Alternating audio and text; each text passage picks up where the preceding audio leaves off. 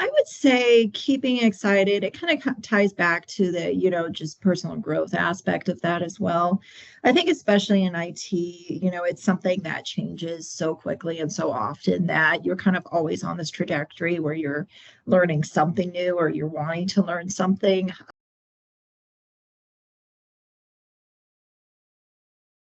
think my favorite part is just working with the people and hearing all of the different parts of the organization, and you hear all the different, little things that go into just making a project work on the day to day. And I think that's really interesting.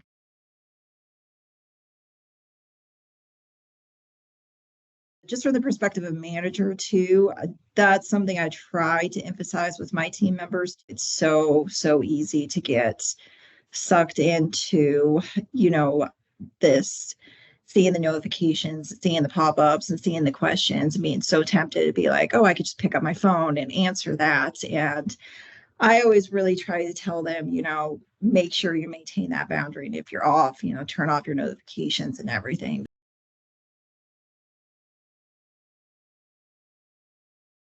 Starting with Saunders, I had a few years of experience, but I was still fairly new to IT. It had a little bit of exposure with construction, but not a lot. So I feel like in a few years, I've been able to grow quite a bit, learning not only the construction industry and the software and the hardware and some of the challenges that go along with supporting some of these jobs, especially some of the more remote ones, has just led to exposure of a lot of different software, a lot of different solutions, and I've definitely grown quite a bit and learned a lot from those experiences.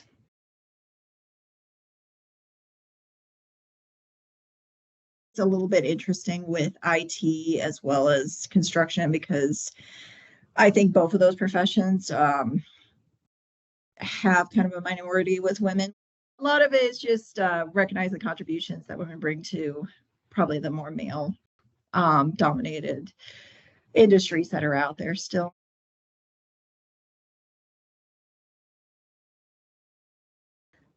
Still a lot of people, when they think of construction, it's, those, you go out and you dig a trench in the dirt and you're building stuff and everything. And I don't think they realize the full scope of what construction is, from the engineering perspective and from the technology perspective and all the other little pieces that go into construction with it. And then even hearing women's voices, like as a part of all those different moving pieces, I think will be really huge of, just showing the industry of construction at large.